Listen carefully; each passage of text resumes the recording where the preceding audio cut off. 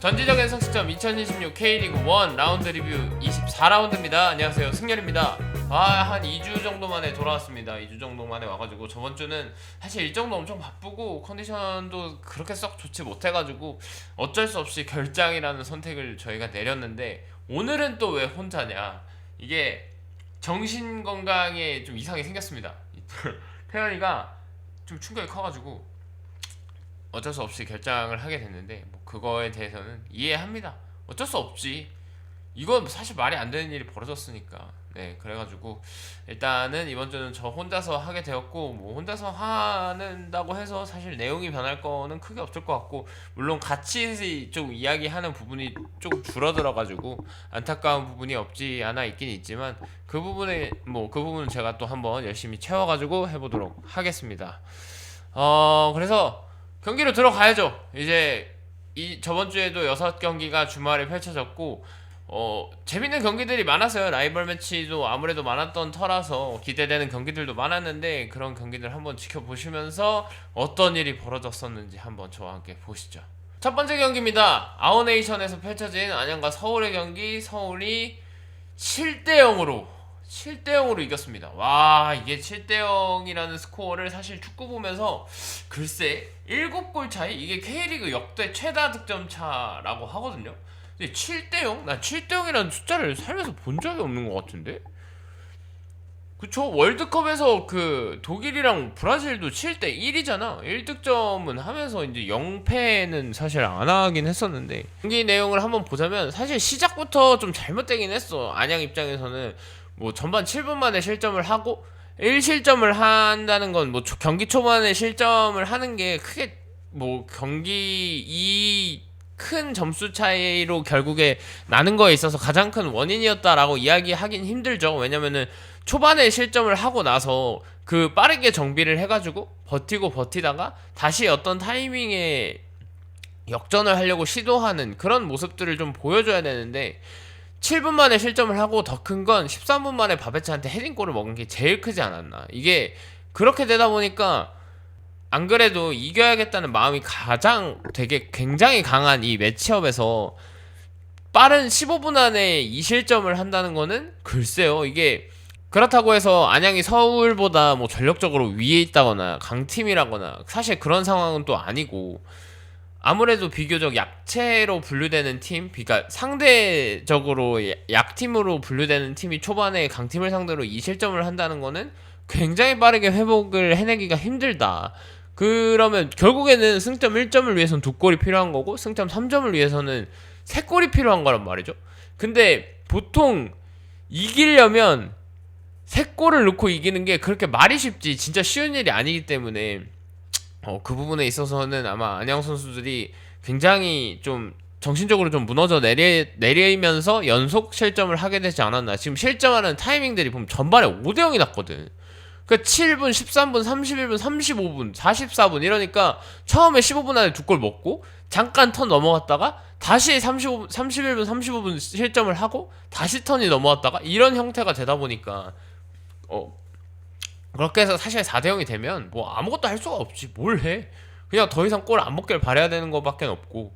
근데 그럼에도 불구하고, 그러면서 지금 서울이 자랑하는 공격진이라고 해서 앞선의 선발 라인업 6명이 모두 득점에 성공을 했습니다. 그러니까 안데르손, 클리말라, 문선민, 바베치, 이승모, 정승원 모두 성공을 하고, 뭐랄까, 이게 정말 씻을 수 없는 상처가 되지 않을까라는 생각이 좀 들었습니다. 이게 더군다나 사실 솔직히 말해서 뭐 다른 팀이라면은 잘 모르겠지만, 이게 또 팀이 팀인 만큼 안양이 또 저랑 같이 지금 라이브 방송을 하고 있는 태연이가 가장 사랑하는 팀이기도 한데, 그래서 더 마음이 쓰이는 것도 있고, 안양이 어떻게 보면 제가 두 번째로 응원하는 팀 중에 하나거든요. 그래서 조금 경기를 보면서도 와, 이거는 정말 어떻게 할 수가 없겠구나 이런 생각이 들었고, 경기를 들어가서 조금 이야기를 해보자면 수비진이 그냥 아예 무너져 내려버렸더라고. 아무래도 팀의 수비 라인에 권경원이나 이창용 같이 베테랑 선수들이 있기 때문에 그래도 이렇게 빠르게 실점을 했을 때 중심을 좀 잡아줬어야 되지 않았나라는 생각이 들었고, 잡아줄 수 있을 거라고 생각을 했는데, 아예 그 부분에 있어서 아예 컨트롤이 안 되면서 오른쪽으로 서울이 공격을 시작하면 수비들이 또 우르르 오른쪽으로 가고 왼쪽으로 오면 또 우르르 왼쪽으로 오고 그러다 보니까 반대편의 공간이 아예 비어버리고 뭐 이런 형태의 수비들이 되니까 안양이 지금까지 올 시즌에 보여줬던 어떤 수비적인 단단함, 조직력 이런 것들이 아예 무너져 내린 상태처럼 보였고 안양이 지금 4연패입니다. 4연패. 안양이 4연패를 하면서 빠르게 좀 늪에서 나와야 될 것 같은 느낌인데 거기서 아예 벗어나지 못하면서 빠른 반등이 좀 필요하지 않나. 이게 공격적으로 막 경기를 밀어붙인다라는 표현도 사실 이상하긴 하지만 어쨌든 공격적으로 조금 더 득점에 실패하더라도 조금 더 보여주고 할 수 있는 것들을 좀 더 보여주고 잘할 수 있는 것들을 좀 보여주고 끝났으면 잘 모르겠는데 그것도 아니에요. 이게 슈팅 수를 보면 17대 4거든요 4개인데 유슈팅 1개야. 근데 심지어 서울은 슈팅을 17개를 때렸는데 그중에 유효시 15개거든요? 그런데다 김정은이 골키퍼 선방을 5개를 했단 말이에요. 5개를 했음에도 불구하고 7실점을 했다는 건 진짜 골에 근접한 골이 지금 12번의 슈팅이 있었다는 이야기로 정리를 할 수 있는데 실점도 너무 많고 실점하는 상황도 사실 너무 안 좋고 안양 입장에서는 이걸 어떻게 풀어나가야 될까라는 고민이 좀 있을 것 같아요. 공경원 선수도 인터뷰에서 경기가 끝나고 이거는 우리의 잘못인 것 같다. 어떻게 베테랑들이 팀에서 좀 중심을 잡아뒀어야 되는데 그 부분에 있어서 아예 잡아주지 못했다. 뭐 이런 형태의 인터뷰를 보여주고 유병헌 감독님도 이건 100% 아니 1000% 내 잘못이다. 팀을 경기 컨셉을 들고 나오는 데 있어서 조금 어려움을 겪었다라는 거를 이제 인터뷰를 통해서 밝혀줬고 커뮤니티 보니까 어떤 팬이 그런 얘기를 하셨더라고요. 이게 그러니까 아워네이션에서 이런 참사가 일어난 거는 사실 여러 어떤 문제들이 있지만 감독님도 책임이 꽤 적지 않을 것 같다.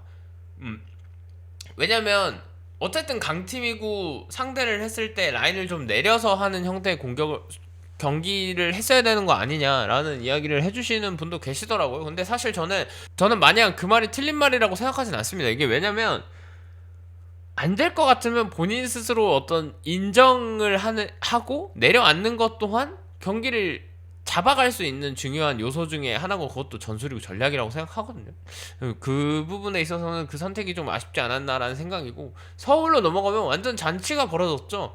아무래도 안양을 상대로 매 경기 어려움을 겪었고 쉽지 않은 경기들을 계속 하고 있었는데 이번 경기에서는 완전히 그냥 상대방의 홈 경기장에 가서 무너뜨려 버리는 그런 형태의 경기를 좀 보여주면서 이게 서울이 최근에 좀 안 좋다 하다가 다시 지금 반등을 하기 시작하는 모습인데 이 반등을 하기 시작하는 상황에서 7골이나 터뜨리면서 경기를 잡아간다?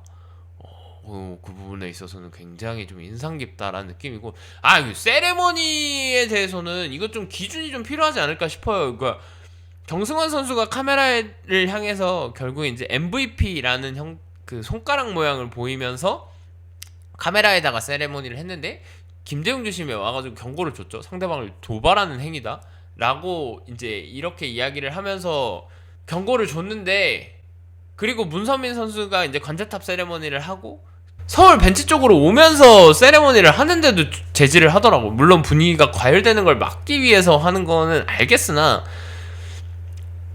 상대방 진영에서 골이 넣으면 상대방 진영에서 세레머니를 할 수밖에 사실 없긴 없거든요. 물론 선수들이 조금 더 자제를 해줘야 되는 부분이 있지만 그거를 이제 상대방 팬을 도발하기 위해서 하는 세레머니는 아니었기 때문에 만약에 그게 맞았다면 당연히 경고를 받아야겠죠. 근데 그게 아니었기 때문에 그 부분에 있어서는 정성원 선수도 꽤나 좀 아쉬움을 느끼더라고요. 내가 왜 나 카메라 보고 했다 이렇게 이야기를 하면서 물론 안양 팬분들은 화가 많이 나겠죠.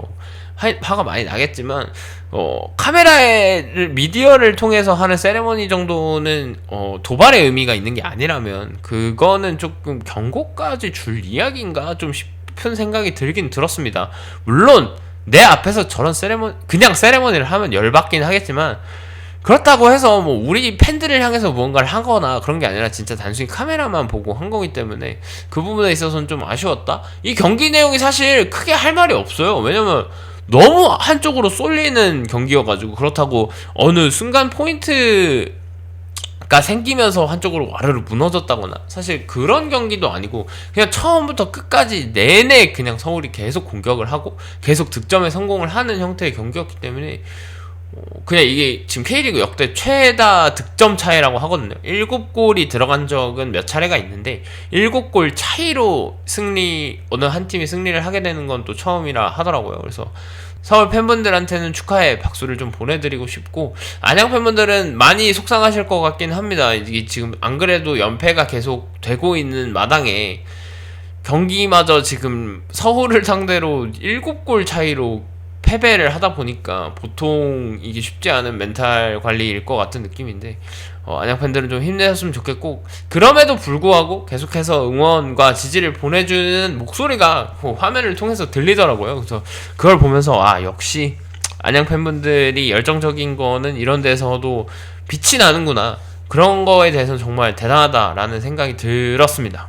네, 다음 경기입니다. 전주성에서 펼쳐진 전북과 울산의 현대가 더비는 이번에도 전북이 울산을 상대로 승리를 거뒀습니다. 이러면서 3로빈이 되는 동안 전북이 다 이겼어요. 울산은 지금까지 올 시즌에 한 번도 전북을 잡아내지 못하는 모습을 보이면서 성적은 울산이 그래도 나쁘지 않게 2위를 계속 유지하고 있는 모습이었는데, 이 경기를 통해서 지금 승점도 똑같아졌거든요. 그러다 보니까 울산이 라이벌을 상대로 승점을 9점이나 내줬다는 거는 진짜 아쉽겠죠. 전북이 안 그래도 흐름이 진짜 안 좋은 편이었는데 그 흐름을 이어가지 못하고 전북한테 어쨌든 다시 패배를 이뤄냈다는 거는 울산 입장에서 굉장히 아쉬울 것 같고, 그러면서 경기 전에 이슈가 하나 있었죠. 김예건 선수가 아직 오피셜이 나온 건 아니지만 유럽행이 결정이 된 듯해 보입니다. 즈베즈다라는 팀으로 이적을 하면서 세르비아 리그죠. 이제 서령호 선수가 있는 즈베즈다로 이적을 하게 될 것 같은데, 18살의 선수가 프로에 데뷔를 해서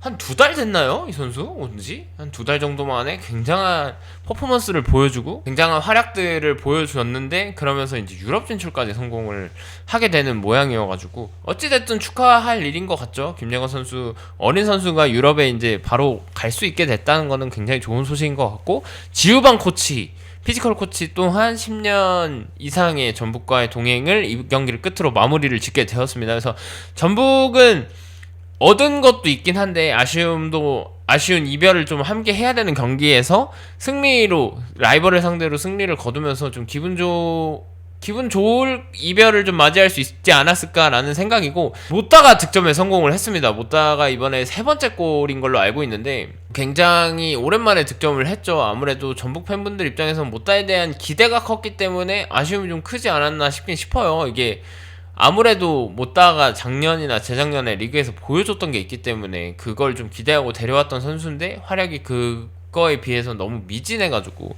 그 부분에 있어서는 지금부터 다시 시동 걸어가지고 뭐 득점을 성공할 수 있는 계기가 되었으면 좋겠다 싶었고, 전체적으로 전북은 어떤 컨셉적으로 다른 걸 보여줬다라기보다는 그냥 꽤나 안정적인 경기를 좀 보여줬다고 생각을 해요. 그러니까 김진규나 이승우, 이동준이 조금 더 공격적으로 활발함을 보여주면서 강상윤까지 상대방을 좀 밀어붙이는 형태의 경기가 됐고, 맹성웅이 좀 밸런스를 좀 잘 잡아준 것 같은 느낌이 좀 있긴 있거든요. 그러니까 아무래도 그렇게 경기들이 진행이 되다 보니까 상대방이 진짜 베스트 라인업으로 나오긴 했어요. 그러니까 수비진도 그렇고 미드필더도 그렇고 공격진도 그렇고, 우리가 울산이 최근에 그래도 좀 성적이 좋았던 편인데, 성적이 좋을 때, 경기력이 좋을 때의 라인업을 들고 왔었는데 그게 좀 통하지 않았다라는 모습이어가지고, 이규성 토마스가 그래도 중원에서는 저는 꽤 경쟁력 있는 모습을 좀 보여주지 않았나 싶긴 싶었는데, 아무래도 이제 김진규, 맹성우, 강상은 요 세 선수의 어떤 조합적인 측면이나 밸런스적인 측면이 굉장히 좀 좋아 보이는 이규성 토마스보다는 경기를 좀 더 풀어나가는 데 있어서 좀 더 안정적인 느낌이었다라는 생각이 들었고, 근데 아무래도 말컹이 후반에 들어와가지고 조금 더 바꿔줄 수 있는 그런 모습을 기대를 했을 텐데, 그 부분에 있어서는 뭐 슈팅도 그렇고 아쉬운 슈팅이 있긴 있었지만 그 경기를 좀 뒤집기에는 조금 어렵지 않았나라는 생각이고, 경기 자체는 반반 싸움에 가까웠는데 이게 가장 큰 포인트가 뭐냐면 울산이 유효슈팅이 빵개입니다. 빵개.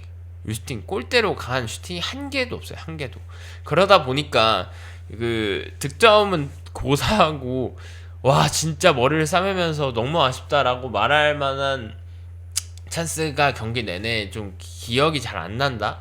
뭐 이렇게 생각이 들고 이승우 선수랑 김현석 감독님이랑 충돌이 한번 있었잖아요. 이게 이승우 선수가 나오는 과정에서 김현석 감독님이 이제 어떤 멘트를 했는지 정확하게 모르겠는데 이승우 선수가 어깨 탈골 때문에 막 너무 아쉬워하면서 걸어 나오고 있는데 갑자기 울산 벤치에다 대고 화를 막 버럭버럭 내길래 무슨 일인가 왜 저러나라고 생각을 했는데 아직 뭐 사건의 경위는 파악이 되진 않았으나 이승우 선수랑 김현석 감독님이랑 직접적인 충돌이 있었던 건 맞는 것 같거든요. 두 분이서 언쟁을 좀 벌이면서 아무래도 이 라이벌 매치에서만 볼 수 있는 상황이긴 하지만 보기 좋은 모습은 아니었다. 네, 요런 느낌이었고 전북이 분위기가 안 좋은 상황에서 울산을 잡아내고 승점이 같은 3위라고 하는 거는 앞으로의 경기들을 조금 더 기대할 수 있지 않을까 싶긴 한데 아무래도 이 팀은 지금 팀 어떤 팬들이나 전체적으로 그 정정용 감독님에 대한 불신이 좀 쌓여가고 있는 느낌이기 때문에 정정용 감독님이 이 팀을 조금 더 길게 끌고 가려면 계속해서 좋은 성적을 좀 보여주는 것 뿐만 아니라 경기력도 좀 좋아야 될 것 같긴 하거든요. 그 어떤 작년 김철에서 사실 보여줬던 게 있잖아요. 빠른 속도, 다이나믹한 축구, 역습을 노리는 역습, 그리고 공격 속도에 있어서 타이 추종을 불허할 만큼 굉장히 빠른 속도를 보여주면서 작년에 김천을 굉장히 좋은 성적으로 냈는데 그거를 조금 더 보여줘야 되지 않을까라는 생각이 들었습니다. 이게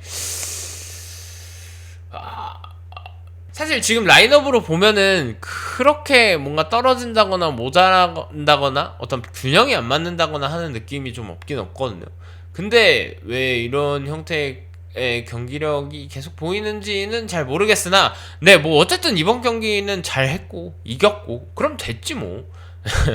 그럼 됐지. 다음 경기에도 잘 좋은 모습 보여가지고 승리를 할 수 있는 모습을 전북 팬들은 좀 기대를 할 것 같고 울산 팬들은 성적과 별개로 이 라이벌 매치에서 패배하는 거에 대한 어떤 문제들이 좀 발생하는 것 같거든요. 올 시즌 포항을 상대로도 그렇게 썩 좋은 성적을 못 보여주고 있는데다가 전북을 상대로 3패?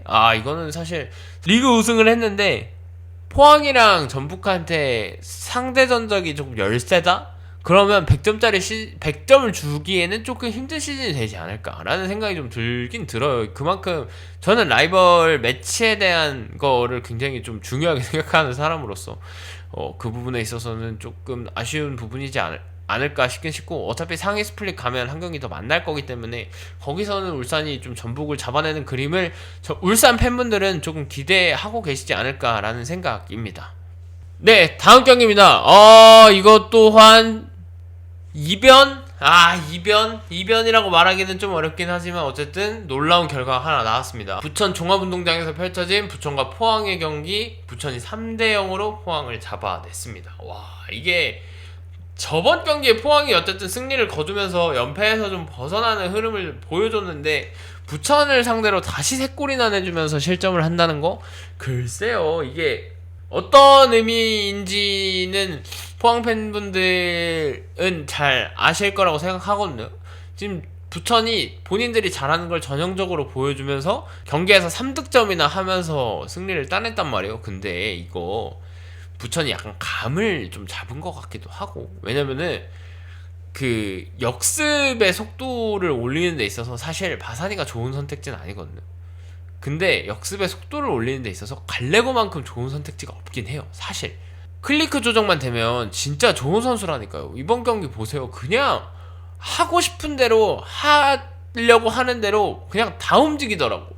가브리엘이랑 갈레고랑 지금 각각 1골 1도움씩을 하면서 서로 합작골을 내줬는데 가브리엘이 득점할 때 보면은 갈레고가 크로스가 엄청나게 정확하게 올렸다는 거를 가브리엘이 보여준 이유가 뭐냐면 그냥 가브리엘 가만히 서 있어요.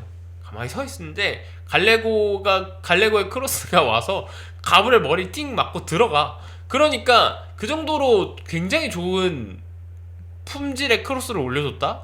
이거 가브리엘 입장에서 완전 땡큐죠. 그리고 갈레고 선수가 득점할 때 볼을 끊어내고 가브리엘한테 내주고 가브리엘 그냥 다시 리턴만 내주니까 갈레고 알아서 골. 사실 부천의 올 시즌의 본체는 조금 갈레고로 향해 가고 있는 거 아닌가? 그리고 바사니는 사실 제가 항상 조금 이야기했던 게 뭐냐면 데드볼 스페셜리스트로서는 굉장히 좋은 모습을 보여주고 있긴 한데 이게 경기에 있어서 완벽한 에이스의 모습을 보여주면서 이끌어 나가기에는 조금 어려운 모습이지 않나라는 생각이 들었지만 뭐가 어쨌든 저 공격 3인방이 부천의 자랑거리고 그게 계속 효과를 보고 있고 전북을 상대로도 또 3골 넣으면서 이겼잖아요. 그러다 보니까 그 부분에 있어서는 앞으로 부천이 이번 시즌 내에서는 조금 나아가야 할 방향성이라고 할까요? 그거에 대해서는 그게 좀 보이는 느낌이었고 포항은 물론 후반전에 이제 주닝요랑 완델손 뭐 이제 후반에 원기종 완델손이 먼저 들어오고 주닝요라거나 이제 조르지도 들어오면서 공격에 좀 활로를 찾는 듯한 느낌이었는데 선발 라인업에서 아무래도 공격진의 무게감이 이 부천을 상대로 생각을 하면은 좀 많이 떨어지긴 하죠. 갈레고 가브리엘 바사니 난 3인방이 리그 1에서는 굉장히 높은 수준의 높은 수익급의 공격 조합이라고 생각하거든요. 근데 그거에 비하면은 이호재 선수도 지금 나가 있고 이호재 조르지 주닝류를 시작한 시즌이 사실 황성 트란제스카 정한민 이렇게 돼 있으니까 아무래도 무게감이 조금 더 떨어지는 것 같은 느낌이긴 하고 포항의 강점이라고 하면 그래도 좀 단단한 수비에서 나오는 어떤 그리고 한 번의 기회가 왔을 때 공격진의 해결 능력 이런 것들이 포항의 장점이라고 봤는데 그거가 모든 게 사라져버렸습니다. 그냥 아예 다 사라져버렸고 조르진 주닝요가 빠르게 조금 더 폼을 회복해가지고 선발 라인업에 뛰면서 완델손이랑 좀 조합을 맞춰서 뭐 요렇게 공격 작업들이 좀 들어가야 되지 않을까라는 생각이고 이게 참 어렵습니다. 그러니까 아무래도 완델손이 들어오고 나서 보니까 공격이 전반에 진짜 답답했는데 그거에 비하면은 조금 더 많이 올라온 것 같은 느낌이긴 하더라고요. 그러니까 완델손이 아무래도 팀에 있어서는 굉장히 중요한 역할을 하고 있다를 본인이 좀 스스로 증명하고 있는 모습이고 이것도 결국에는 얼마나 누가 효율적인 공격을 했냐라는 측면에서 보면은 점유율 보세요. 75대 25거든요. 근데 스코어 3대 0. 슈팅 포항 15개 부천 9개. 근데 유효스팅 부천 8개입니다. 유효스팅 전환율이 말이 안 되는 수준이고 그에 비하면 포항은 슈팅 15개에 유효스팅 6개 이렇게 되다 보니까 그냥 사실 부천이 본인들이 잘하는 걸 정확하게 잘 보여주면서 경기를 좀 따낸 경기였지 않나라는 생각이 들었습니다. 뭐 슈팅 순위에서도 바사니가 지금 4개를 때리면서 가장 높은 슈팅 숫자를 기록하긴 했으나 뭐 공격 포인트를 기록한 건 아니었고 그에 비하면 지금 가브리엘이나 갈레고 슈팅 1개씩밖에 안 들었는데 1골씩 넣었거든요. 그만큼 결정력, 순도 높은 공격들을 보여주면서 좋은 활약을 보여줬다. 뭐 이렇게 이야기를 하면 되지 않을까 싶습니다.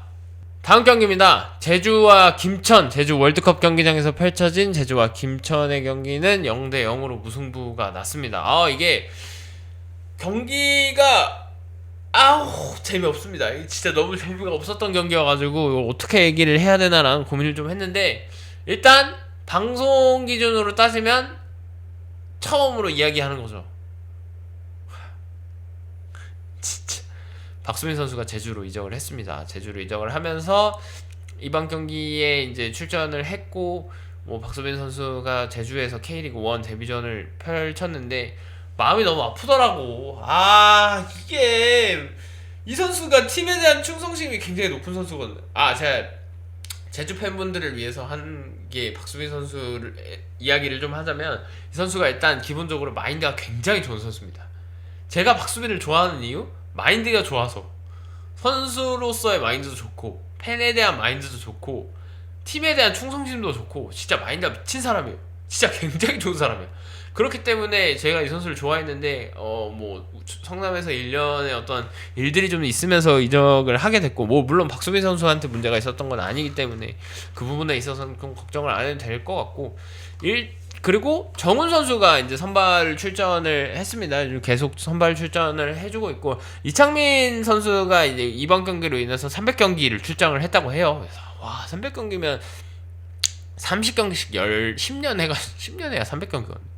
근데 그만큼 300경기 출전에 대해서는 축하를 드리고 400경기까지 해볼 수 있지 않을까? 한번 좋은 모습 보여줬으면 좋겠습니다 라는 생각을 했습니다. 그리고 경기를 풀어서 이야기를 하자면 최근에 장민규 선수가 미드필더진에서 밸런스를 좀 잘 잡아주고 있다라고 저번 방송에서 아마 이야기를 했던 것 같은데, 여전히 지금 4-1-4-1 수비형 미드필더 자리에서 이창민, 이탈로가 공격적으로 나갔을 때 장민규 선수가 그 뒷자리를 좀 채워주면서 그 공간들을 메워주고 수비적으로 안정감을 좀 찾게 해주는데 1등 공신이 되지 않았나 싶고, 전형적으로 역습의 정석을 한번 보여줬죠. 그러니까 볼이 시작이 됐을 때 아이아스가 내려와서 받아주고 전진하고 있는 이탈로한테 내준 다음에 이탈로가 쭉 전진해서 뒷공간을 파고 들어가는 네개바, 그리고 다이빙, 뭐 이렇게 되긴 했지만 어찌됐든 간에 역습의 정석을 보여주고, 이게 외국인 선수 3인방의 활약, 그리고 올 시즌 제주에서 지금 이렇게 보니까 세레스틴, 토비아스, 이탈로, 아이아스 4개바까지 아예 실패한 선수가 없는 형태의 외국인 선수 영입이 되면서 세르지오 코스타의 제주는 점점 더 안정적으로 팀이 운영되고 있고 더 윗순위로 나아가기 위한 발판들이 조금 놓여지고 있지 않나라는 생각입니다. 이게 경기를 보다 보면은 이번 경기에서 물론 득점에 실패하긴 했지만 그런 느낌 있잖아요. 적어도 지지는 않을 것 같다. 요즘 제주를 보면 약간 그런 생각이 듭니다. 이렇게 경기 한 15분 정도 지나면 사실 솔직히 말하면 대충 가다가 나오거든요.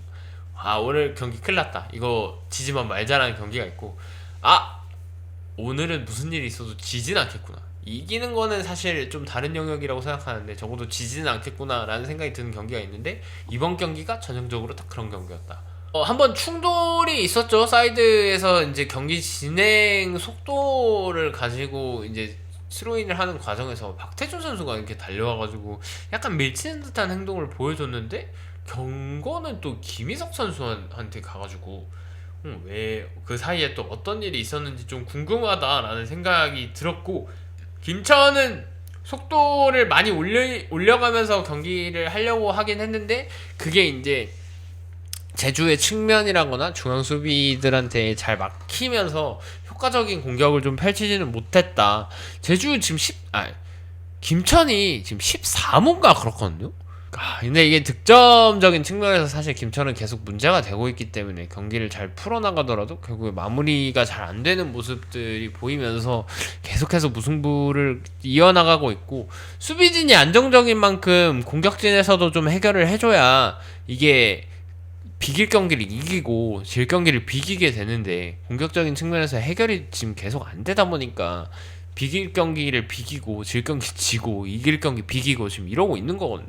물론 이 경기는 김천이 조금 더 주도하는 형태의 경기이긴 했지만 임팩트는 사실 제주가 조금 더 가지고 있단 말이에요. 그런 느낌에서 제주 입장에서는 좀 아쉬운 경기인 것 같고, 김천 입장에서는 뭐 제주 원정까지 간 마당에 지지 않고 돌아왔다, 요 정도는 뭐 인정할 수 있지 않을까라는 생각이고, 김동준 선수가 세이브를 지금 선방으로 보면 3개라고 돼 있는데 되게 들어갈 뻔한 거를 막은 게 좀 있어가지고 굉장히 좀 눈에 띄었다. 데이터 포탈 상으로도 지금 김동준 선수가 MOM으로 선정이 돼 있거든요.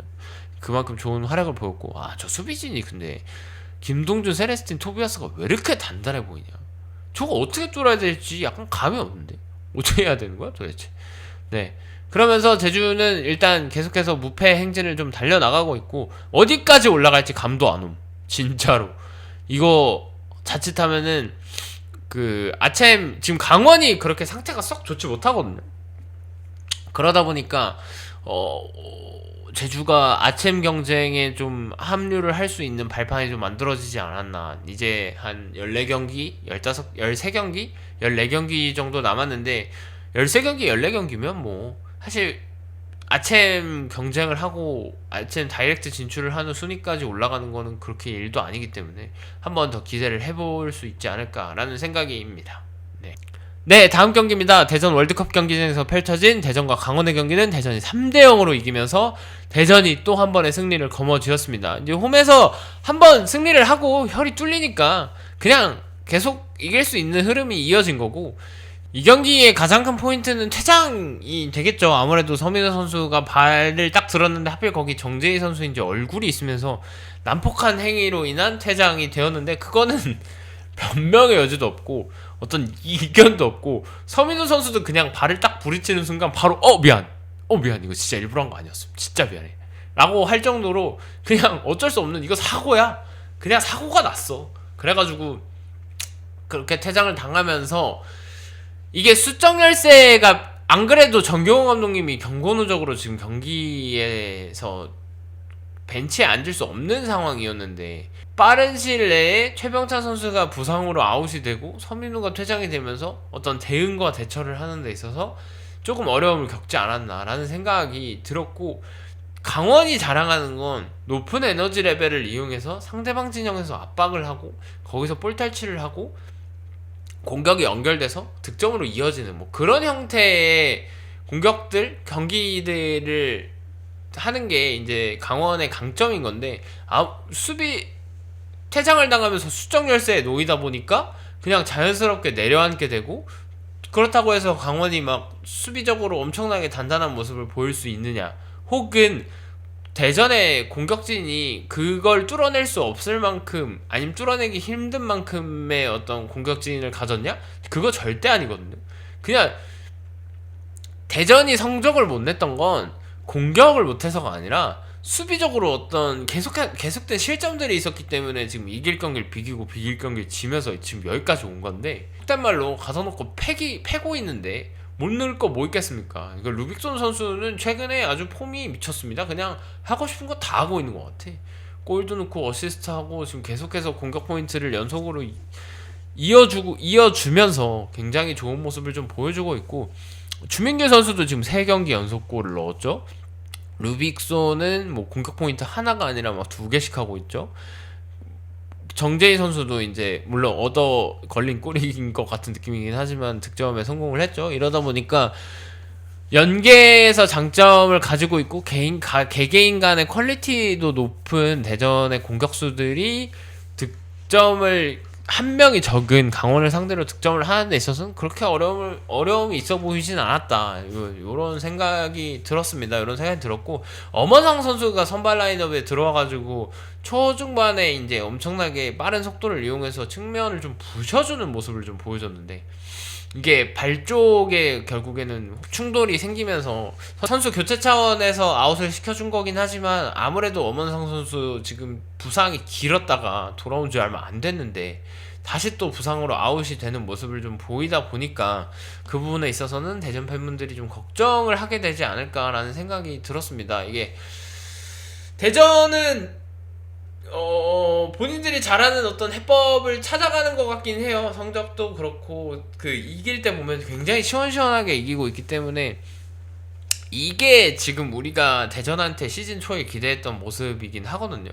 그렇다 보니까 남은 13경기 14경기에서 상위 스플릿에 빠르게 올라가가지고, 13경기 14경기가 아니죠, 그러니까 스플릿 라운드 전에 빠르게 좀 승점을 쌓아서 상위 스플릿에 올라가서 또 그 뒷이야기들을 좀 기대해봐야 되지 않을까 싶고, 강원은 지금 또 다시 두 번째 어려움에 직면한 것 같은 느낌이 들고 있습니다. 지금 누구도 막을 수 없을 것 같았던 강원이 지금 조금씩 막히고 있거든요. 강원의 폭주열차가 브레이크를 밟기 시작을 하면서 주중에 코리아컵에서 성남을 상대로 이기는 했으나 그게 결국에는 승부차기였고 120분간의 혈투였기 때문에 그 체력적인 측면에서 조금 어려움을 겪지 않았나?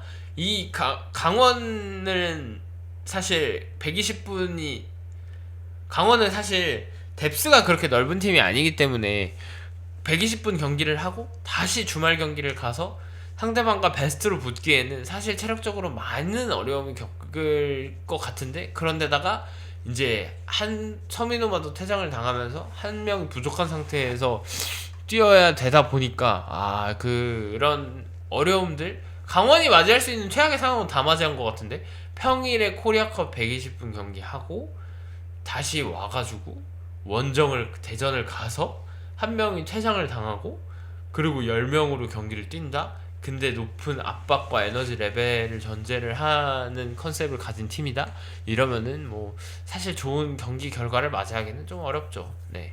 그리고 수비를 할 때 보니까 강투지 선수가 계속 측면으로 딸려오는 모습이 보이더라고요. 그러니까 신민아랑 지금 강투지가 중앙 수비 조합으로 나왔는데 이게 강투지 선수가 측면으로 딸려 나오다 보니까 그 사이 공간에 어찌됐든 미드필더가 채워주려고 내려오긴 내려오는데 그 사이 공간에 자꾸 공간이 생기긴 생겨요. 그러다 보니까 그 공간으로 대전의 공격수들이 침투를 하면서 기회를 만들어내는 장면들이 꽤나 있었거든요. 그런 모습에서 강원이 조금 더 어려움을 겪지 않았나라는 생각입니다. 그냥 이번 경기 그냥 어려운 경기였어. 이거 강원이 비기기만 했어도 박수 받을 수 있는 경기이긴 하거든요. 근데 아쉽게도 대전한테 뭐 3대0으로 패배를 했고 실점도 전반에는 잘 버텼다고 봐야죠. 전반에 잘 버텼다고 봐야 되는데 실점에 후반 너무 시작하자마자부터 실점을 하게 되면서 이게 경기를 좀 전체적으로 어렵게 흘러가게 되는 요인이지 않았나 라는 생각입니다. 네, 마지막 경기입니다. 광주 월드컵 경기장에서 펼쳐진 광주와 인천의 경기. 인천이 1대0으로 광주를 상대로 승리를 거뒀습니다. 이거 진짜 광주 어쩔. 이거는 이제는 더 이상 뭔가 커버를 쳐줄 수 없을 것 같은 느낌이 좀 서서히 들거든요. 정말 지금 이 라인업으로 베스트 라인업, 이제는 이 라인업이 좀 베스트 라인업인 것처럼 보이거든요. 최경록, 신청국도 다 돌아왔고 아이데이, 프리즈 존슨, 투톱에 안영규, 반흐룬수벤, 그리고 왼쪽에 주황패드로 뭐 이렇게 해가지고 이게 지금 광주 이정규 감독님이 생각하는 베스트 라인업인 것 같은데 그러면 경기력 이 조금 더 올라와 오거나 아니면 이제는 그냥 승리를 해야 되거든요. 사실 이전에 우리가 이야기를 했던 게 뭐냐면 광주는 더 이상 과정이 필요하지 않다니까. 무조건 결과를 내야 돼요. 그러니까 부천처럼 점유율이 말도 안 되게 7.5대 막 7대3, 8대2 이렇게 밀려도 결과적으로는 이겨야 되는데 부천과 광주의 가장 큰 차이가 뭐냐면 광주는 주도하는 경기를 좀 하고 싶어 하는 것 같아요. 제가 느꼈을 때는. 근데 주도하는 경기를 하려면 앞선에서 굉장한 높은 결정력을 좀 보여줘야 되고 풀어낼 수 있는 힘 그리고 찬스가 왔을 때 무조건 넣어줘야 되거든요. 무조건? 근데 그 정지훈 선수 오픈 찬스 그렇게 안 들어가 버리면 이길 수가 없다니까? 그거 아예 진짜 반성해야 돼. 내가 이거 쳐놨어. 야, 근데 이거 광주 16번 누구냐? 죽는다, 진짜. 이렇게 해놨다니까? 그런 거를 못 넣으면 어떻게 이기냐? 라는 생각이 들 수밖에 없는 거죠. 그런데다가, 김우진 선수가 이제 교체로 투입이 되면서 최승구 선수한테 페널티 박스 안에서 이제 파울을 하는 모습을 보였는데, 이거는 본인이 부딪히자마자, 이거 PK다라고 좀 예상을 했던 것 같긴 해요. 왜냐면은, 하자마자 손을 번쩍 들면서 눈이 휘둥그레지며 아니다 라고 이야기를 하지만 사실 축구 선수의 아니다는 최고의 긍정의 표현과 가깝습니다. 맞다에 가깝기 때문에 그 부분에 있어서는 아쉬움이 있지 않을까요? 어린 선수인데 좋은 경험을 했다라고 뭐 생각해야죠. 어쩔 수 없지. 그러면서 광주 팬분들은 1승이죠. 이번 시즌 유일한 1승을 했던 김경민과 무고사의 PK 대결에서 김경민 선수가 또 한 번의 승리를 거두기를 바랬을 텐데 아쉽게도 이번에는 광주 팬분들 입장에서는 아쉽게도 막아내는데 실패를 하면서 실점을 하고 그것도 거의 추가 시간 5분 경기 다 끝나가는 마당에 이제 실점을 했으니까 더 이상 뭔가를 할 수 있는 상태는 아니었고 인천으로 이야기를 넘어가자면 페리어가 확실히 좋다. 공격 앞선에서 선수 미끼 역할을 해주는 것도 좋고 받아주면서 버텨내는 것도 좋고 그런 부분에서 확실하게 무게중심을 좀 잡아주다 보니까 측면에서 완벽하게 이제 풀어져 나올 수 있는 모습 김성민이나 제르소 그리고 이제 레안드로가 후반에 들어왔을 때도 측면에서의 공간들이 조금 더 생기는 듯한 느낌이었고 서재민 선수가 확실히 지금 잘하는 걸 잘하고 있다고 느끼는 게 볼을 한 반칸 정도 전진해가지고 하프 스페이스 공간에서 가운데로 내주는 패스가 굉장히 안정적이고 타이밍이 진짜 좋거든요. 그 타이밍에 공격이 들어오다 보니까 공격수한테는 선택지가 생길 수밖에 없는 패스를 줘요. 중거리 슛을 때리거나 우측면에 있는 선수한테 아니면 좌측면에 있는 선수한테 벌려줄 수 있는 선택지가 있다를 만들어주는 상황을 서재민이 만들어주다 보니까 수비를 하는 입장에서는 중거리도 막아야 되고 벌어지는 선수, 돌아 뛰어가는 선수도 막아야 되고, 그러다 보니까 인천한테는 공격의 선택지가 넓어지고 공격의 그 활발함이 좀 에너지 레벨 그리고 활동량 기분 뭐라 해야 되지? 그냥 좋아요. 기분이 좋아. 기분 좋은 상황을 계속 만들어주고 있다. 이렇게 이야기를 할 수 있을 것 같습니다. 인천은 어쨌든 지금 상위 스플릿 그 언저리에서 계속 놓여져 있는 상황이긴 한데 잡아낼 팀을 지금 잡아내면서 그 순위를 유지하고 상위권 팀을 만났을 때 한두 경기만 승리를 하면 안정적으로 또 상위 스플릿에 올라갈 수 있는 그 길이 열어지는 거거든요. 그러니까 윤정환의 인천이 리그1에서 다시 돌아온 리그1에서 지금 13경기 정도 남은 이 시점을 직면했을 때 좀 돌이켜보면 라인업에서 어린 선수들도 많고 베테랑도 많고 그러니까 신구조화가 굉장히 잘 이루어져 있는 스쿼드구나. 이 경기를 보면서 또다시 한번 사실 느꼈습니다. 윤정환의 인천 또한 상대하기 굉장히 까다로운 팀이 이제는 됐다. 사실 시즌 초반만 해도 조금 불안정한 모습이 있었기 때문에 인천을 상대하는 게 그렇게 크게 어려워 보이진 않았으나 이제는 굉장히 까다로운 팀이 됐다라고 좀 느껴지는 경기였습니다. 그러니까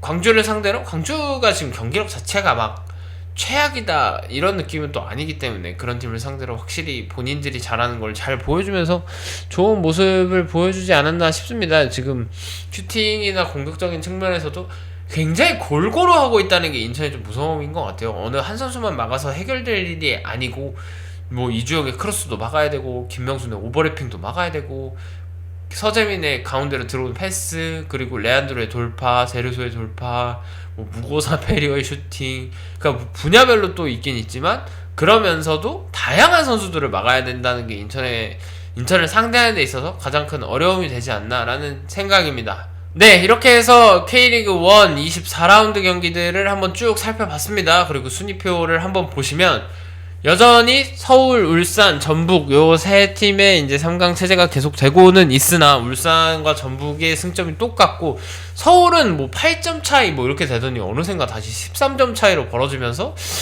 이거는 또 한 번의 위기를 서울이 좀 탈출해낸 것 같은 느낌이 들었습니다. 그러면서 강원이 성적이 안 좋아가지고 2등으로 올라갔다가 다시 이제 35점으로 4위를 됐는데 여기서 가장 중요한 포인트가 뭐냐면 제주가 35점으로 올라왔거든요. 근데 순위가 5위로 올라온 게 중요한 게 아니라 강원이랑 승점이 똑같고 울산이랑 한 경기 이내로 좀 펴졌다는 게 진짜 중요해. 그러다 보니까 제주도 제가 아까 이야기했던 것처럼 다이렉트 아챔 진출을 하기 위한 발판이 좀 마련이 됐고 이 흐름이 쭉 이어지면은 그렇게 어려운 일이 아닐 것 같다. 2017년도인가요? 그쯤에 제주가 2위 준우승을 한번 하면서 아챔을 나갔던 적이 있잖아요. 그래서 제주 팬분들은 그때의 기억이 조금 스물스물 올라오면서 이거 되겠다, 할 수 있겠다, 느낌이 온다 라는 생각이 좀 드실 것 같고 그 밑으로 쭉 보시면 인천, 포항, 안양, 부천, 대전, 김천, 광주 이렇게 되어 있는데 안양이 지금 4연패에 빠지면서 태현이가 막 5위 했다 상위 스플릿 이제 안정적인 상위 스플릿이 될 것 같다. 이 사람이 입이 문제입니다. 입방정 떨자마자 그냥 4연패 내리 그냥 그대로 해버리면서 다시 8위로 내려온 모습이고 포항은 어쨌든 한번 승리를 거두면서 이번 경기는 아니지만 한번 승리를 거두면서 지금 하위 스플릿의 그 밑에까지는 떨어지지 않은 모습이 되었고 여기도 굉장히 쟁쟁해졌어요. 어떻게 좀 엷고 물고 물리는 상태가 되면서 지금 어떻게 보면은 7위부터 사실 11위까지도 같은 그룹이라고 봐야 되거든요. 그러고 이제 여기서 만약에 연승하는 팀이 나온다? 그러면은 5위, 6위 그냥 금방 가는 겁니다. 그렇기 때문에 굉장히 아직까지는 좀 혼돈의 카오스다, 순위가. 그런 모습이 있지 않나 싶습니다. 아직까지 뭐 상위 스플릿이 어느 팀이 갈 것 같다, 갈 수 있을 것 같다라고 사실 말하기가 좀 힘들어요. 왜냐면은 한 7, 8경기 정도 남은 이 시점에서 안양, 부천과 전북도 2경기 정도면 뒤집힐 수 있는 승점 차이기 때문에 서울을 제외하고 나서는 어느 팀도 사실 방심을 해서는 안 되는 순위표다 이렇게 보시면 될 것 같습니다. 그래서 여전히 득점 순위를 보시면 야구가 11골, 무고사, 클리말라 요 순서대로 올라왔고, 클리말라가 이번 경기에도 득점을 성공을 하면서 이제 3위 저 탑3에 좀 올라오는 모습이고, 이동경 선수가 도움 7개로 여전히 1위에 올라서 있고, 이번 경기에 공격 포인트를 많이 쌓다 보니까 서울 선수들이 이렇게 한 번씩 딱 올라왔어요. 클리말라랑 문선민 이렇게 딱 올라오는 모습을 보였고, 공격 포인트 숫자에 있어서는 이동경 선수가 16개로 여전히 1위, 그리고 김대원, 마테우스 요렇게 같은 13개로 공격 포인트 숫자를 기록을 하고 있습니다. 네, 이렇게 해서 24라운드 지난 주말에 펼쳐졌던 경기들을 한번 쭉 살펴봤는데, 저번 주에 사실 이제 날씨가 많이 선선해지면서 저녁 경기를 보기에는 굉장히 좋은 날씨였고, 뭐 속이 쓰린 상태에서 경기를 보신 분들도 계시고, 그 경기가 본인들한테는 굉장히 좋은 추억으로 남았던 경기들도 많았을 텐데, 어찌 됐건 간에 축구라는 거는 뭐 항상 이길 때도 있고 질 때도 있고 기분이 좋을 때도 있고 나쁠 때도 있는 거기 때문에, 저번 주에 기분이 안 좋았다고 해서 이번 주에도 나쁠이란 법은 없지 않나라는 생각입니다. 그래서 돌아오는 이제 평일 경기가 계속 되거든요. 당장 방송일 기준으로 내일부터 이제 경기들이 시작이 되는데, 빠르게 치유를 할 수 있는 아주 절호의 찬스다.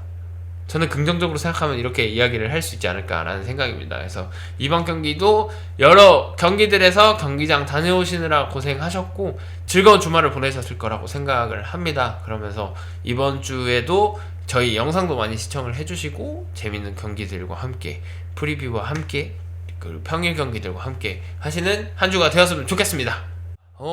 이번 주는 또다시 평일 경기가 돌아왔습니다. 평일 경기가 되면서 재밌는 경기들이 꽤 많아 보여요. 주말에 경기를 치르고 거진 지금 이틀, 3일 만에 다시 경기를 해야 되는 강행군에 좀 놓여져 있는데, 곧 이제 A매치 기간이 다가오거든요. 그러면서 물론 다음 주까지 그러니까 A매치 경기 전까지 평일 경기들이 이제 계속해서 치러지기 때문에 체력적으로 좀 어려움을 겪겠지만 어쩔 수 없죠. 뭐 나만 힘든 거 아니고 다 힘든 건데, 그렇기 때문에 조금 힘을 내봐야 되지 않을까라는 생각입니다. 그래서 네, 첫 번째 경기입니다. 서울 월드컵 경기에서 펼쳐지는 서울과 부천과 서울의 경기입니다. 서울이 일단은 앞선 두 경기에서는 모두 승리를 거뒀어요. 3대1, 3대0 이렇게 경기들 다득점을 하는 경기를 보여주면서 승리를 거뒀는데, 최근에 5경기를 보면은 최근 3경기 무승에 빠져있다가 다시 연승 행진을 이제 발동을 걸면서 분위기를 올리기 위한, 우승을 향한 매직 넘버를 만들기 위한 흐름을 계속 만들어 지금 가고 있고, 부천은 최근 5경기 무패입니다. 3승 2무. 야, 한동안 부천이 승리를 너무 못해가지고 이거 어떻게 해야 되나 이런 걱정을 진짜 많이 했을 정도로 어려움을 겪었던 시기가 있는데, 부천이 본인들의 장점을 살리면서 그거를 확실하게 이제 타파해낸 모습이죠. 어려움을 타파해낸 모습이고, 그 중심에는 역시나 부천의 외국인 3인방이 있다. 여기 지금 스탯을 보면은 공격 포인트 갈레고가 지금 8골 4도움이에요. 8골 4도움에 가브리엘 6골 1도움, 바산이 도움 4개, 티아깅요 도움 4개 이렇게 있는데, 위에 상위 4선수가 다 외국인 선수입니다. 그러면서 득점 수가 너무 편중돼 있다라는 느낌을 지울 수가 없거든요. 그래서 어쩔 수 없이 공격수 3인방한테만 기댈 수밖에 없는 상황이긴 한데, 이 3명이 계속해서 잘해주면 사실 그것도 뭐 상관없는 거긴 해요.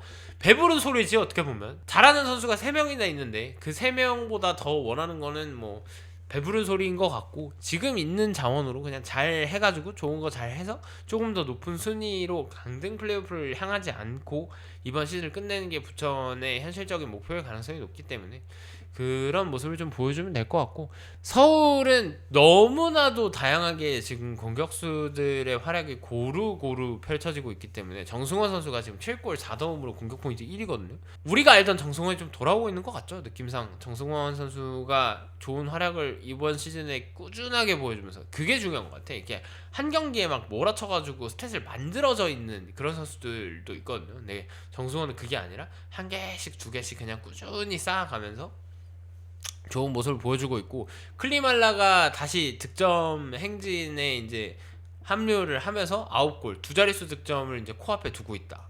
그러면서 좋은 활약을 보여주고 있고, 그 밑으로는 뭐 송민규, 문선민 이렇게 해서 9개, 8개, 7개 해서 공격 포인트 쭈르기인데, 그냥 공격수들이 나오면 다 막아야 돼요. 여기는 다 막아야 되기 때문에 키포인트로 따지면은 부천이 지금 역습의 어떤 폼이라고 할까요? 사이클이 굉장히 올라와 있는 상태이기 때문에 서울도 라인을 올리긴 올릴 거란 말이죠. 그러면은 그 부천의 역습을 얼마나 효과적으로 좀 제재할 수 있을 것이냐, 아니 갈레고를 얼마나 효과적으로 제재할 수 있을 것이냐, 이게 가장 큰 관전 포인트가 될 것 같고, 서울은 7골을 터트린 경기가 직전 경기에 있었기 때문에, 그런데다가 이른 시간에 다득점이 펼쳐지면서 주전 선수들의 체력도 좀 세이브를 해준 느낌이 없지 않아 있거든요. 그 부분에 있어서 부천보다는 체력적으로는 아주 조금은 더 우위에 있을 거다라는 생각이 좀 들고, 서울이 공격적으로 나섰을 때 부천은 얼마나 효과적으로 역습을 할 수 있을 것이냐. 근데 그게 있어요. 득점을 이렇게 한 경기에 막 몰아서 3골, 4골, 7골까지 아니더라도 막 3골, 4골 이렇게 넣잖아요. 그럼 그 다음 경기에는 진짜 득점이 안 나오는 경기가 있어요. 공격력이 답답해지고 막 그런 경기들이 있는데, 서울은 리그 1위, 그 압도적 리그 1위를 달리고 있는 서울은 어떠한 모습을 보여줄 것인가, 그 부분이 관전 포인트가 되지 않을까 싶습니다. 저는 이거 근데 서울이 다득점은 아니어도 한 골 정도는, 잠깐, 갑자기 문득 뭐가 지나갔다. 이거 1대1 보겠습니다. 부천 서울 1대1. 이거 뭔가 역습에서 일이 벌어져도 벌어질 것 같긴 하다 느낌이 왔어요. 서울이 선제골 넣고 후 부천이 이제 역습으로 골을 넣는 딱 그 그림이 눈에 보이는데, 한번 보겠습니다. 네, 다음 경기입니다. 김천 종합운동장에서 펼쳐지는 김천과 전북의 경기입니다. 이거 보니까 김천이 앉은 지가 좀 됐네? 김천이 지금 최근 5경기 2승 3무로 무패 행진 달리고 있거든요. 이상하다. 김천이 무승부가 많으니까 그런 느낌인가? 이게 왜 뭔가 졌다는 느낌이 있어서 그런 게 아니라, 이 팀이 성적에 비하면이나 어떤 경기들을 봤을 때의 기억이 그렇게 썩 인상 깊었던 것들이 없어서 성적이 그래도 좀 안 좋은 흐름이지 않겠거니라고 생각하고 있었는데, 아니네요. 그런 건 아니었고, 이번 전북은 지금 3경기 무승을 하다가 울산전을 승리를 하면서 어쨌든 그 무승 행진을 끊어내긴 끊어냈거든요. 그런 형태이기 때문에 김천을 상대로 저번 로빈에서도 승리를 거뒀기 때문에 이번에도 승리를 하고자 하는 그림을 좀 그릴 것 같고, 이 경기의 관전 포인트라고 하면은 어쨌든 전북이 공격을 하는 데 있어서 답답함을 얼마나 덜 느끼냐의 싸움인 것 같아요. 전북은 이기려면 상대방을 막아내는 것도 중요하지만 본인들이 공격적으로 풀어내는 데 있어서 얼마나 덜 답답함을 느끼는가가 중요한 것 같아요. 좀 덜 답답함을 느끼면 골이 들어가면서 승점을 가져올 수 있는 거고요. 답답하기 시작하면 여기 좀 한도 끝도 없이 답답해지거든요. 될 것도 안 되고 크로스 막 개똥으로 올라오고 이런 흐름들을 가끔 보여줄 때가 있기 때문에, 경기 초반에 전북의 공격이 어느 정도 답답함 지수 5 이상이면 2골 이상 들어가기 힘들다. 한 골은 어거지로 들어가더라도, 아니면 이승우 선수의 어떤 개인적인 폼 퀄리티로 좀 넣어줄 수 있지 않을까 싶은데, 지금 어깨 탈골이어가지고 부상 아웃을 한 거기 때문에 뭐 이틀? 3일이라서 좀 어려울려나? 보통 근데 탈골은 어깨를 맞추고 다시 경기를 하는 경우도 있고, 크게 그 결장을 할 만큼의 어떤 부상은 또 아니기 때문에, 그 부분에 있어서는 이승우 선수가 출전을 하는 데 있어서 크게 어려움을 겪을 것 같지는 않다. 네, 이런 생각입니다.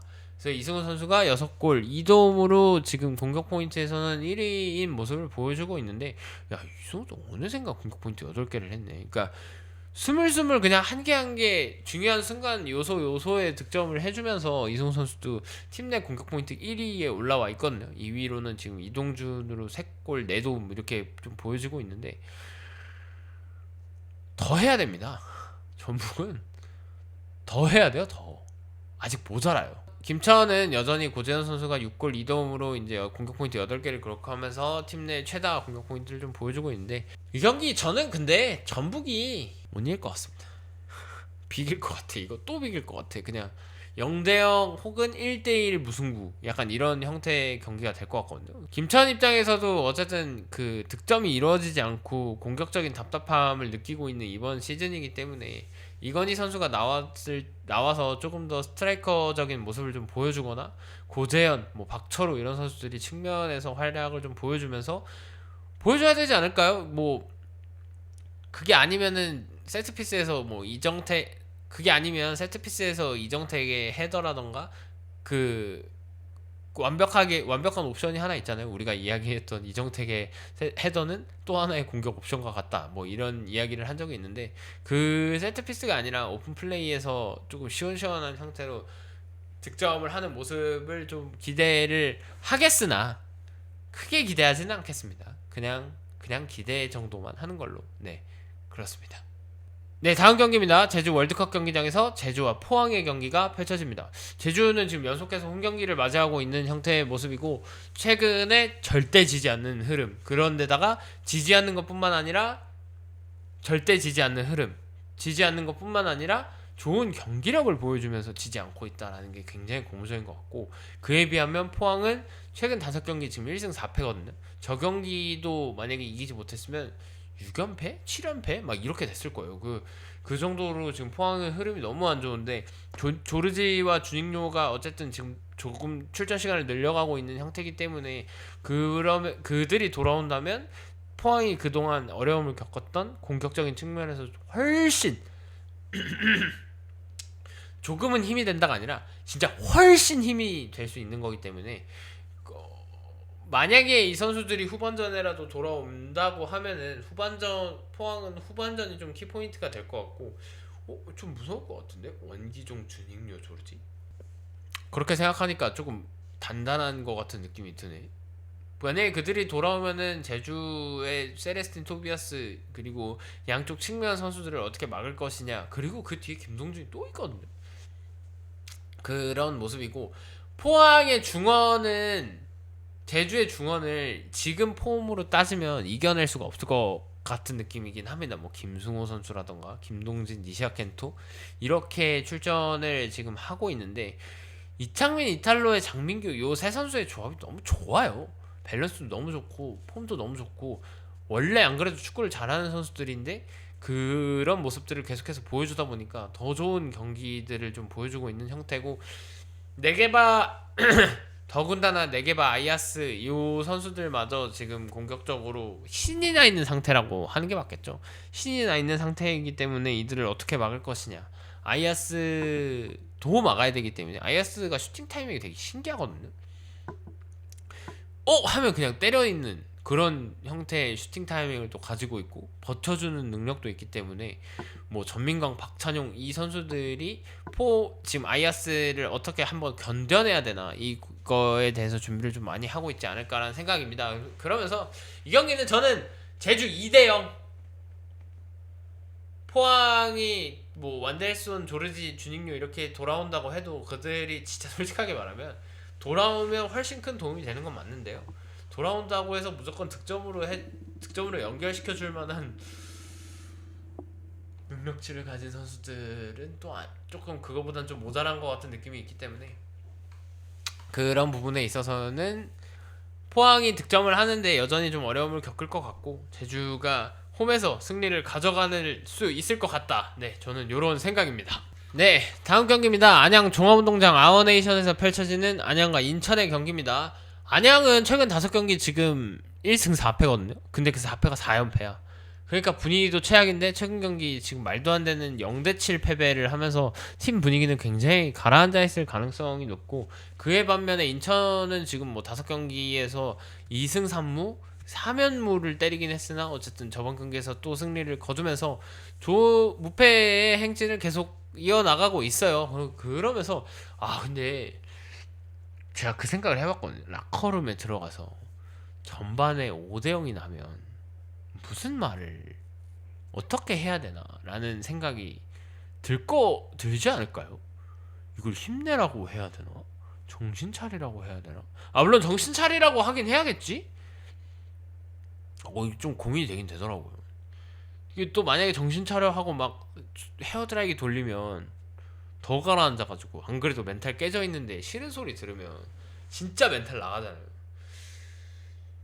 뭐 그런 걱정이 좀 들었다. 그럼 빠르게 분위기를 수습하는 게 중요할 것 같아요. 안양 입장에서는 지금 공격적으로 해법을 마테우스 이외에 해법이 지금 없는 상태인 게 계속해서 지금 경기를 통해서 보여지고 있기 때문에 그 부분을 조금 더 해결을 해봐야 될 것 같고, 아일톤 선수가 활약을 좀 더 해줘야죠. 뭐 그거 말고는 당장에 눈에 보이는 어떤 가시적인 해결법은 좀 보이지는 않는 것 같고, 그에 비하면 이제 인천은 좋은 모습을 계속 보여주고 있잖아요. 그 베테랑과 젊은 선수의 조합도 너무 좋고 경기력도 괜찮고 전방에서 버텨주는 페리어라거나 후방이 김건희 이비자의 안정감, 그리고 김동원의 안정감, 양쪽 풀백의 활발한 오버래핑, 공격적인 모습, 그리고 수비적인 모습.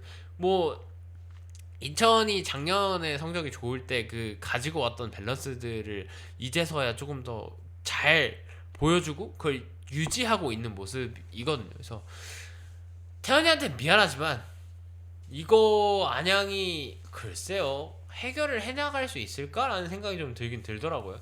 이번 시즌에는 지금 각각 1승씩을 거두면서 백중세 1승 1패 이렇게 지금 하고 있긴 하거든요. 이게 좀 어려운 모습이지 않을까, 네, 뭐 그런 생각이 듭니다.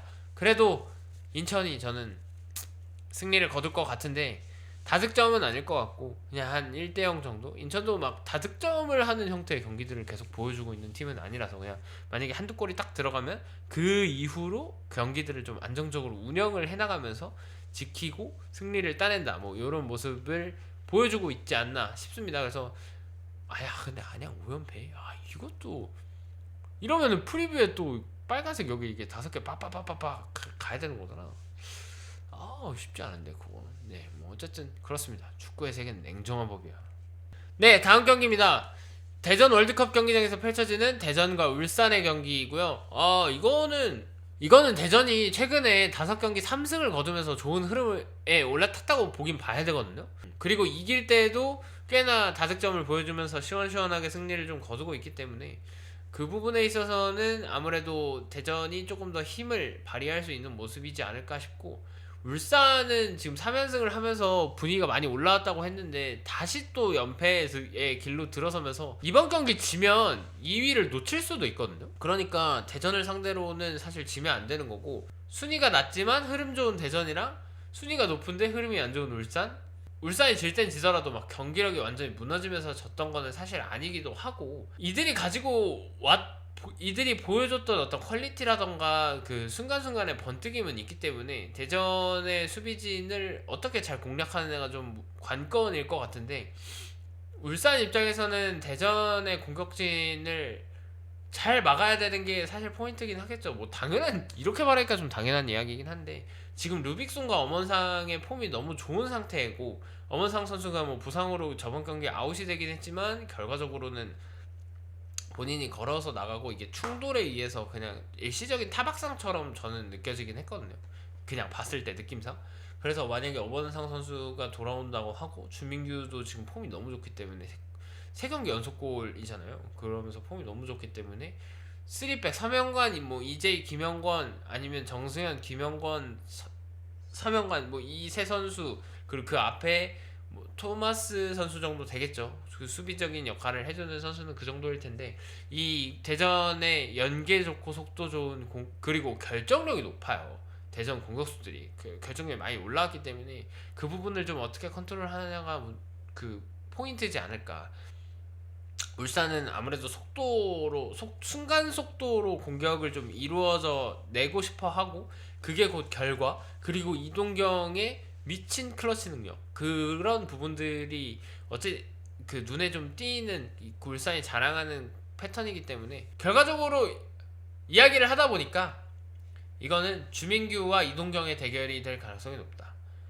그리고 저는 이거는 이동경이 이겨낼 수 있을 것 같다. 이런 생각이 듭니다. 그래서 울산이 대전을 상대로 승리를 거둘 수 있을 것 같고, 대전이 최근에 좋은 흐름이고 홈에서 이제 연승을 조금 더 하고 싶긴 하겠지만, 이 지금의 울산을 상대로 해서 뭐 승리를 따내기까지는 조금은 어려움이 있지 않을까라는 생각이 있긴 있습니다.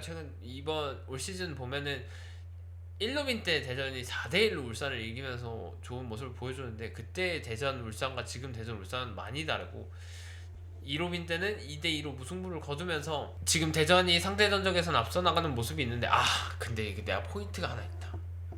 울산이 빅매치에 생각보다 좀 약한 것 같습니다. 김현석 감독님이 빅매치에서 경기 승점들을 좀 많이 잃어버렸거든요. 그러다 보니까 그 대전을 상대로도 어려움을 좀 겪지 않을까 이런 생각이 또 들긴 드네요. 잘 모르겠습니다, 사실. 제가 뭐 예언가는 아니니까요. 그냥 그럼에도 불구하고 예언을 해보자면, 그래도 울산이 대전을 이길 수 있을 것 같다. 네, 저는 그런 생각입니다. 네, 마지막 경기입니다. 강릉 하이원 아레나에서 펼쳐지는 강원과 광주의 경기죠. 최근에 지금 강원이 1승밖에 없거든요. 5경기 1승. 뭐 광주는 최근 경기 결과들을 지금 말하는 게 크게 의미는 없는 시점이기 때문에 굳이 뭐 다룰 필요가 있나 싶긴 하지만, 최근 5경기 1무 4패 이런 상태고, 강원이 최근 5경기에서 1승 3무 1승 1 강원이 최근 5경기에서 1승 1무 3패를 하고 있는데, 이 3패가 좀 커요. 패배를 모르는 듯한 강원의 모습이었는데, 강원이 최근에 3패? 이거는 예상치 못했던 흐름일 것 같고, 중간에 물론 지금 더군다나 아챔 플레이오프에서도 지면서 패배가 늘지, 경기 수를 더 벌리면. 그런 상태로 강원이 많이 흐름이 안 좋은데, 생각보다 위기가 조금 빨리 찾아온 것 같긴 합니다. 월드컵 휴식기를 거치면서 그 휴식기를 바탕으로 해서 적어도 한 2달 정도까지는 저는 굉장히 괜찮은 흐름이 될 거라고 생각을 했는데, 그게 생각보다 빠르게 위기가 찾아오면서 강원이 지금 다시 아챔권의 순위를 좀 유지하는 데 있어서 가장 큰 키포인트가 되는 그 분기점에 좀 놓이지 않았나라는 생각이 들거든요. 만약에 광주를 상대로 지면 광주한테 무조건적으로 박수를 칠 일이긴 하지만, 강원 입장에서 봤을 때 비상입니다, 비상. 만약에 어떤 지금의 순위를 유지하고자 했을 때는 솔직히 말하면 광주는 무조건 이겨야 되거든요. 근데 만약에 광주를 상대로 패배를 한다? 그러면은 이제는 장담할 수 없다. 모든 것들에 대해서 장담할 수 없다. 이렇게 이야기를 할 수 있을 것 같고, 광주는 강원을 상대로 원정을 떠나긴 하지만 제발 한번 이겨주시면 안 됩니까? 제가 부탁드릴게요. 한 번만이 아니라요. 이제는 이기는 걸 한번 다시 보고 싶습니다. 베스트 라인업을 갖춰지고 나서 이기는 모습을 좀 보고 싶은데, 만약에 강원이 여전히 높은 압박 강도와 높은 레벨, 그러니까 높은 위치에서 높은 압박 강도를 좀 보여주는 경기를 펼친다고 하면, 광주는 크게 어려움을 안 겪을 가능성도 없지 않아 보인다. 왜냐면 반후른스벤이라던가 안영규, 김경민 다 발밑이 나쁘지 않은 선수고, 주앙 페드로가 볼을 한번 받았을 때 반칸 정도 측면에서 전진해주는 능력이 있는 선수거든요. 그런 모습에서, 그런데 반후른스벤이 전진 패스가 괜찮아요. 그래서 상대방이 탈압박을 하는 데 있어서 나쁘지 않은 모습을 좀 보여줄 것 같다. 이런 생각이고, 아이데일이랑 프리드존슨의 투톱 조합이 꽤나 괜찮아 보이거든요. 아이데일이 선수들을 좀 이끌고 다니면서 미끼 역할을 하고, 그 사이로 프리드존슨이 볼을 잡아서 슈팅을 때리고 공격 기회들을 만들어내는 것들을 꽤나 인상적으로 좀 봤는데, 그게 좀 결실을 맺을 때가 되지 않았나. 아쉬움만 가지고, 좋은 과정만 가지고는 승리를 할 수 없습니다. 네, 그렇기 때문에 이번 경기에서만큼은, 매 경기 얘기를 지금 몇 개월째 하고 있는 것 같지만, 어쨌든 이번 경기에서만큼은 광주가 웃으면서 경기를 끝내고, 다음 주에 지금 리뷰는 못할 것 같긴 하거든요. 근데 뭐가 어찌됐든 간에 이 경기는 꼭 다루도록 하겠습니다. 이 경기는 한번 다루면서 이게 앞서서 뭐 주간 뭘 하든 뭘 하면서 어쨌든 다룰게요. 박수 치면서 만약에 광주가 이겼는데 그걸 안 다루고 넘어간다? 사실 그것도 말이 안 되거든. 네, 그렇습니다. 그래서 이 경기는 광주가 이겼으면 좋긴 하겠지만 근데 현실적으로 봤을 때 무승부 정도에서 끝나지 않을까, 네, 이런 생각입니다. 네, 25라운드 이번 주 평일 경기가 이어지게 되는데 그 경기들을 한번 쭉 살펴봤고, 날씨가 지금 비들이 아무래도 조금 아직까지는 오락가락하고 있는 것 같은데 화수 지금 수도권에는 비 예보가 없는 형태로 날씨가 이어지고 있더라고요. 이제 말복도 지나갔고 더위가 낮에는 좀 많이 뜨겁기는 한데 해가 지고 나면 한층 선선한 날씨를 좀 느끼고 있는 상황이기 때문에 혹시나 뭐 쉬는 날이시라면 주변에 있는 친구들을 데리고 경기장을 한번 찾아가 보셔도 좋을 것 같고, 퇴근을 하고 나서 그날 일했던 스트레스들 좀 풀기 위해서 경기장을 찾아가셔도 좋을 것 같고, 아니면 혹은 집에서 맥주 한 캔 탁 에어컨 틀어놓고 맥주 한 캔 탁 보면서 이제 경기를 보는 그 맛도 있거든요. 그래서 각각 본인이 응원하는 팀들 열심히 응원을 하고 좋은 결과를 맞이할 수 있으면 좋겠습니다. 이번 경기 이번 라운드 25라운드 리뷰는 아마 저희가 26라운드 리뷰를 하면서 그냥 앞판에 이렇게 살짝 하게 될 것 같고, 그렇습니다. 경기 결과들 정도만 이야기할 수 있을 것 같은데 저도 경기들 좀 천천히 살펴보면서 어느 팀이 누가 잘했나 누가 못했나 한번 살펴보도록 하겠습니다. 지금까지 시청해주셔서